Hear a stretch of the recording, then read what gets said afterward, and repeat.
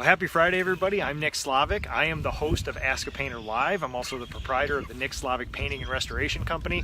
This is a weekly live Facebook show where I use my over 2 decades of experience as a craftsman and an entrepreneur to answer any of your questions live.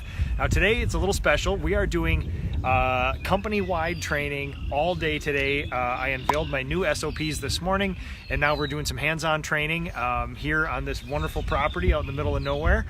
And then we're going to call it a week. So today is a special edition here. I wanted to save enough time to train today, so we're going to do a live Ask Me Anything edition of Ask a Painter Live here today, where any questions they want, they're going to ask, and we're just going to broadcast them live. And any questions you guys have too, just type them down below and we'll get to them. So kindest thing you can do for this show is to share it, like the Ask a Painter page, and we'll get after it. So we have 4 of my 6 crews here. My production manager is out in the field with 2 of my other crews finishing up a job right now, and they will be joining us quickly. But otherwise, Dustin Zapanzik, Nick May, thanks for watching. And what's for lunch? What's for lunch? Who's got something interesting? Nick May, a painter friend of mine, wants to know what's for lunch. I see healthy stuff. I see an apple. I see some oranges. Some snacks. I got banana. Nice. Yogurt. Right on. Anything? Fruit cups back there? Fruit cups? Yeah. Yeah.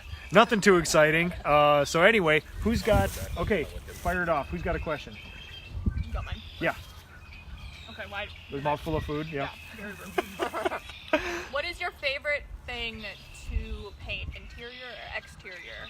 Okay, so hopefully you guys can hear. If you can't hear, we got a little bit of breeze out here. I'll repeat the questions later. But favorite interior or exterior? So since my old man started me when I was 10, so my whole life has been lived in this 6-month phase of we paint inside for 6 months, we paint outside for 6 months. So funny enough, by this time every year, I'm itching to go outside.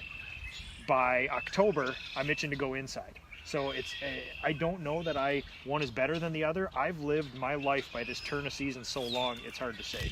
So, yeah. How about you guys? Raise the hands. Outside better than inside? Never painted outside. Who likes inside better than outside? And we have a bunch of undecided. Wallpaper. Yeah, wallpaper. Yeah. Yeah, that's the best. That's awesome. So okay, questions. Otherwise, who's got another question? You'll only get fired if you ask a bad question, so don't worry about it. Okay. That's it. Mum's the word. All right, easy enough. Let's check the feed. See who's here. This is going to be a short show today, so. Okay, so why, since your dad was a painter and stuff, is that the kind of only reason, since you already knew what you were doing? Yeah, so I ask myself this all the time, like, in a world where I could choose anything, I chose to be a painter, and it just so happens that my dad's a painter. So it's like, it's probably not a coincidence. In hindsight, I probably, would have been excited about a lot of things, but this is what I grew up in, and I got such a depth of knowledge in it. It feels weird to waste that knowledge, but also I'm not doing this because it's like, well, shucks, I got a whole bunch of sunk cost into painting. We'll just keep painting. I honestly think, like, if you ever wanted to create freedom and equity based on just sweat and grit, like, I don't know that you could do better than this. Like, if you wanted to own your own gas station, how many years is it going to be before you have enough money to buy a gas station? Bird poop on you, or is that a leaf? I was waiting for it. Paint or bird poop? That's always the question at lunchtime. Yeah. So, yeah, I think, if you want to own a gas station or a restaurant, you're going to have to do something else for 20 years before you have enough equity to buy that. With a painting company, she's 17 years old, and if you got a rusty van and a ladder, you're a painter. And with grit and enough, human decency, you can build something out of it. So in hindsight, like, I get a great deal of satisfaction out of this. Like, the physical act of painting. Like, when I went out and did some test sheds for you guys, like, shutting off my phone and disconnecting and painting again is insanely satisfying. It's not something I have the benefit of anymore, but it is good. So, yeah. And also, I'm to the point now where I have enough perspective where I look around a lot of people my age and they don't really like their jobs, which is something that I sort of took for granted. Like, I've always liked this, but as human nature is, we always look to something else and say, well, the grass is always greener. This is fine, but this is just manual labor. There's got to be something better out there. Turns out, some guys like doing accounting and data processing, but I don't. I would get a lot of satisfaction out of that. So I get a lot of satisfaction out of this. And I don't take it for granted anymore that, you know, actually liking your job and having satisfaction from it is a big benefit that not a lot of people get. I'm surprised. I would have figured, you know, everybody likes their job as much as me. Turns out some people just plod along in their days. So yeah, let's see what we got here. Oh, we got some questions coming through. You guys think of another questions here. Nick May, yeah, he's he owns a big painting company out in Denver. He puts on an event called Crank every year, sometimes twice a year. It's a big event where painters get together, and there's another one in the fall that I'll be going to. So just so you know, I'm training 2 new guys in my training center, and we stopped to watch. Oh, that's awesome. So Nick May actually did something pretty cool. He teamed up with a Benjamin Moore dealer to make a fake room for people to get trained up first. So instead of throwing you on a job site right away, we would throw him in the training dungeon, and for that. But Nick's doing some really cool stuff over there. So Michael Crane, Michael Crane, he's another painter. Michael Crane's the guy who does the old-timey videos that I showed you this morning. So how many of you are considering shooting the birds in the background? So I don't know, man, it's pretty peaceful out here. Like, listen, it was 31 degrees this morning and there was frost on my windshield. So for us to be out here in the sun with the birds in Minnesota, like, it just stopped snowing not that long ago. So we'll take it no matter what it is. So Barb Oak, thanks for watching. Nick May, I want to ask your crew, what do they like about working with you and why painting for them? Does anybody have a question that won't get them fired?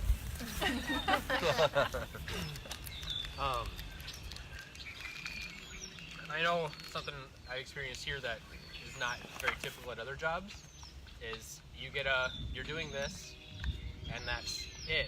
But with my personality, I ask why all the time. Yeah. And get annoyed at very often, but you're always very, very excited to explain the fundamentals of what we're doing, why we're doing it, how it increases the quality of what we're doing, and et cetera, et cetera. Yeah.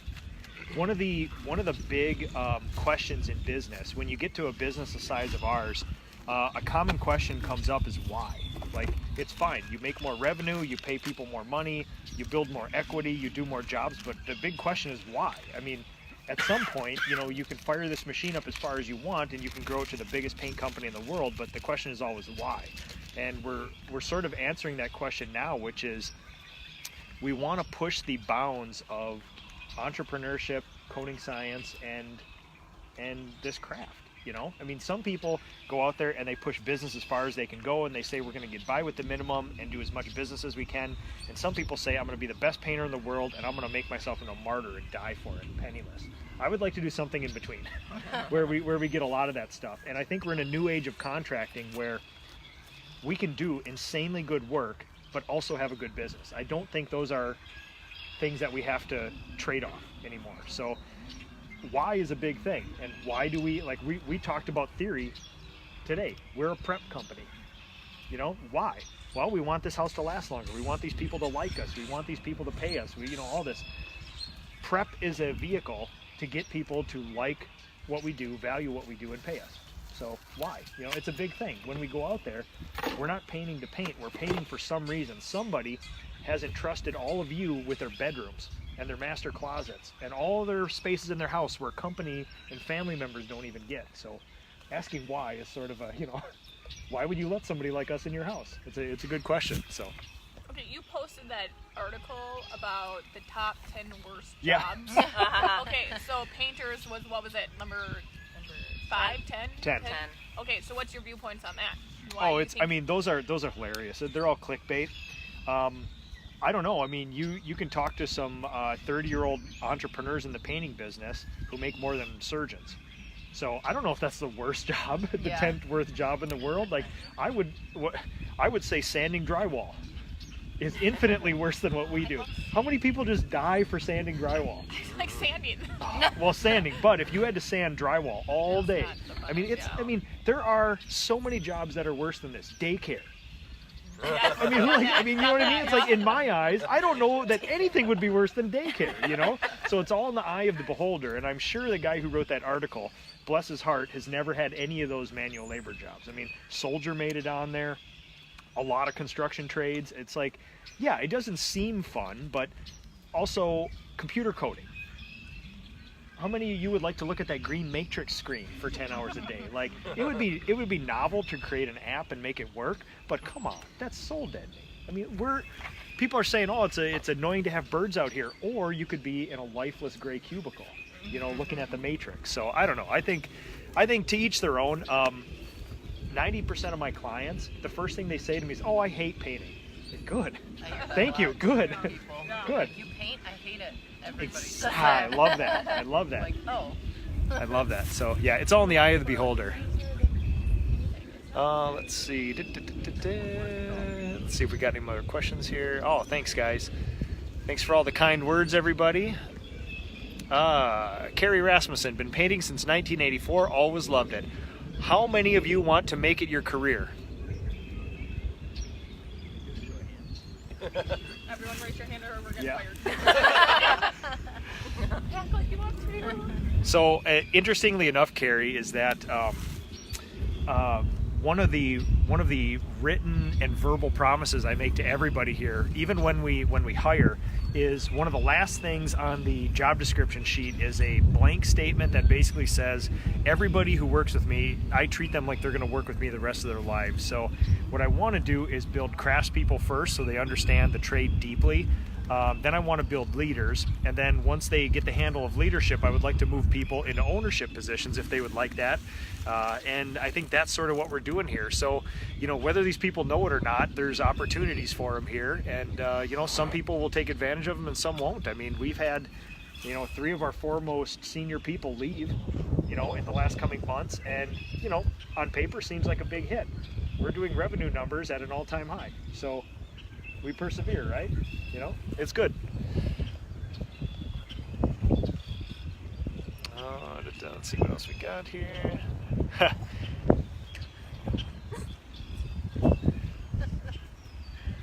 Carrie Rasmussen, have relocated 3 times and successfully rebuilt my painting business each time. Wow, that's incredible.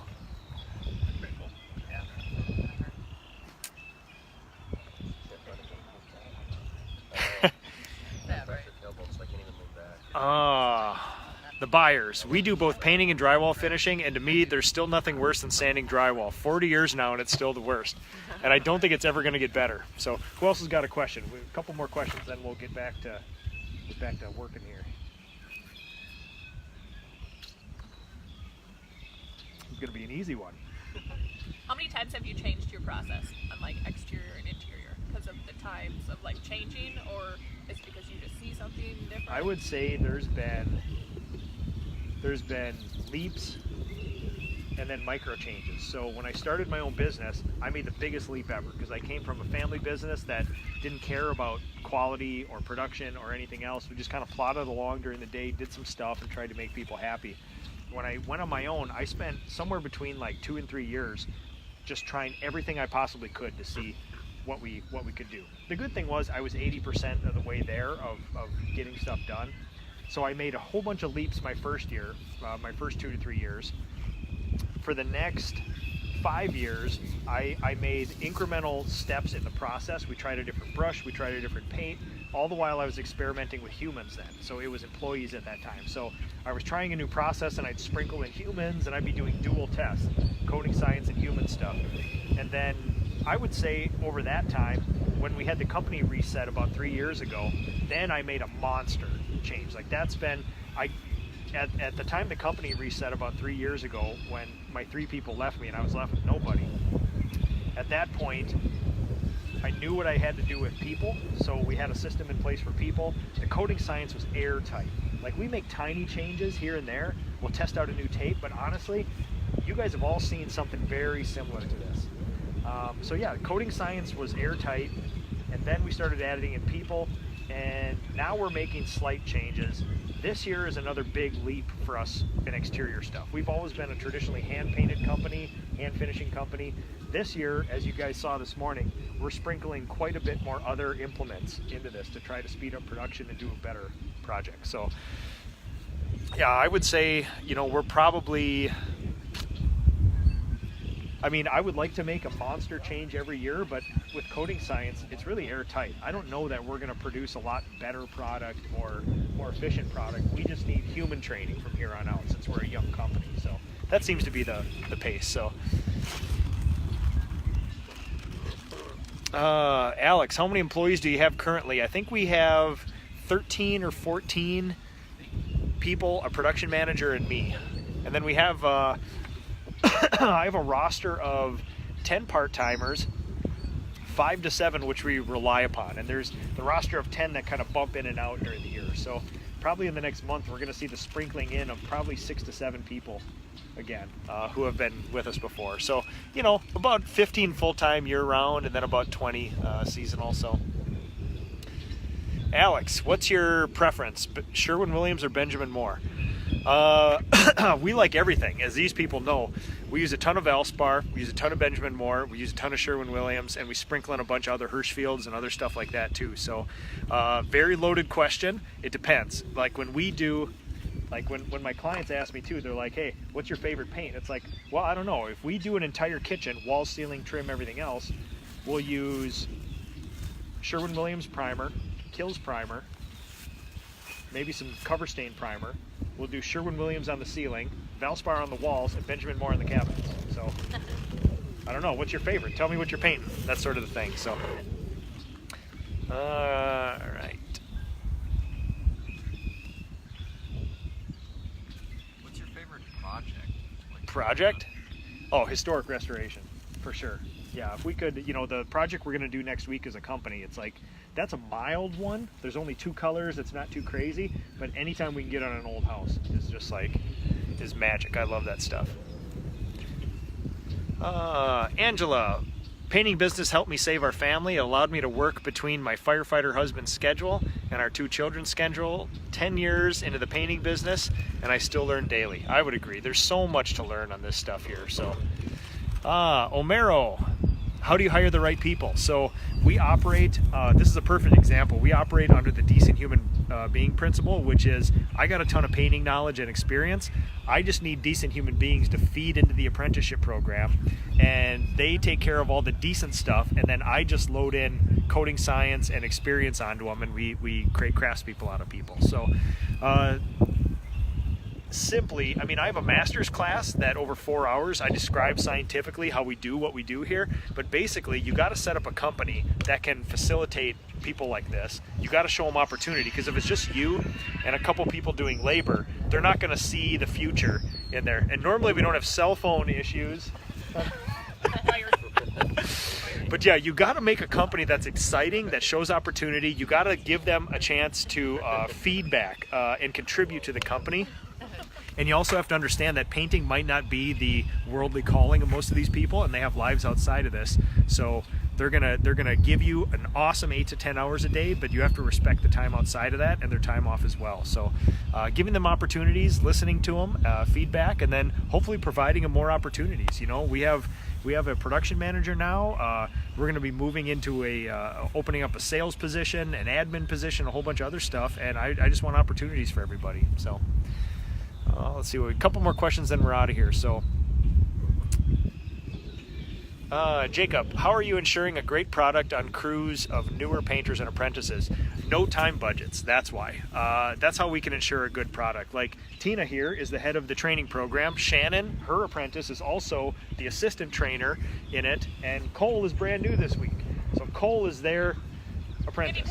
Want to say another word, but apprentice. Yes. So yeah, basically we stay there and we say, Tina, you're going to take Cole and you're going to teach him how to cut a bedroom, and they just stand there together and they do it right. And they stay there. They go as slow as they can until they do it right.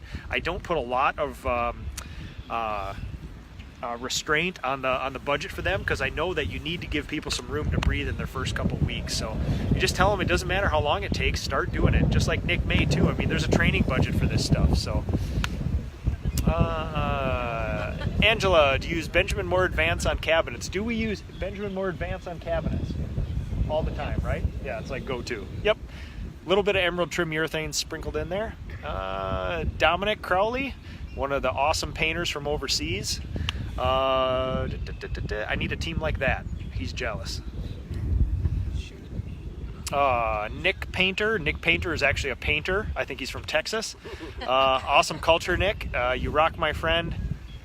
what was the highlight of your week? I would say training today. I really like introducing that stuff. So I mean, we had some good projects going, but training for me is. Anybody else have a highlight? I like the fact that you train with us.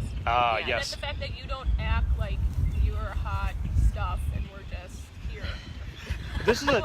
Teach us like to be on your level, not like you're the best. Yeah. Get there. Like you know, like you break it down. Well, there's nothing more than I want than you guys to be me. I have 25 years of experience, and I want you guys to have that experience. So, you know, like out here, you know, I can, you know, you describe, you show, and then you do, and then you correct. That sort of training thing again. And yeah, so that's what I hope. I mean, we just need enough repetitions for everybody. Like, all you guys are really competent and you're really good painters. We just need to, like, there's that last 10%, that refinement that takes a lot of years. Like, really quickly, and you guys know this, that you can take a painter and make them really proficient in 2 weeks. Like, they sort of actually know what they're doing. But then it takes a year to get the rest of that stuff, you know, and that's sort of the deal here. So, yeah, Sean, weather's looking good. Absolutely. Dustin Zapanzik, a painter friend of mine from Vancouver. Do you do one-on-one performance reviews with your painters? If so, what criteria is it based on? And are there performance reviews for yourself and other leaders? Yes. So my performance review is financial. So I basically look at my dashboard every day and see how that's going. I do have a business coach, Dustin. We've talked about that before. That kind of keeps me accountable, but otherwise 4 times a year we do a review, and we use the 5 core values of this company as a way to rate people, and that's fine. I mean, we all get it. We're all decent human beings. The biggest thing that we do on those performance review is a goal setting. So we have a short-term goal and a long-term goal, and intermittently I bump in and remind people that we have that goal and we're trying to work for it, and basically that I'm here to serve them and do whatever we need to get it. So that's sort of the idea. All right, we'll do one more question here, see if anybody's got something.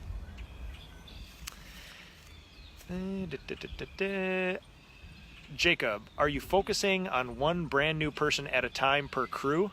So last year was the year of, I gathered 22 people and we just sort of shoved them into the field and we said, come on, let's do good work here. Now we've built a solid base of people, somewhere between 10 and 15 that we rely on. So now our goal is to get a coal. Our goal is to get a coal every 2 months. And with the hopes that 6 coals come into the training system, 3 coals remain at the end of it every year. So that's sort of the idea. Are we going to take coal and turn it into a diamond? We're going to try. That's the goal. Good one, by the way. So yeah, that's we have a coal goal right now where, yeah, every 2 months now we're getting some more people in here. And actually we started working with a consultant again. We're going to come up with a really cool hiring process to find even better decent human beings this next year. So, all right. Oh yeah, John Busick. John Busick is one of my mentors in the industry. I looked up to him greatly. He's got a monster painting business in California. He says, how many of you have the fancy boots? Asha's got brand new ones. She just got hers. Tina's got her forsakes, and I got 2 new pair in the van for people. So yeah, pretty soon. We actually have 3 people graduating the apprenticeship program in the next month here. So look forward to that stuff. So. All right, I think that's it. All right, everybody, thanks for doing this. This is something that we're going to do again. I enjoy this greatly, and when we get the full company, it'd be fun to have production manager, client concierge Holly here, and the rest of the 2 crews. But thank you, everybody, for the awesome questions. These people are awesome. That's probably the production manager calling saying, get back to work. So we're going to finish off the day training. We have a send-off for one of our senior people today who's leaving for New York. And then, yeah, we're going to call it a weekend. So thanks, everybody, for watching, and have a good weekend.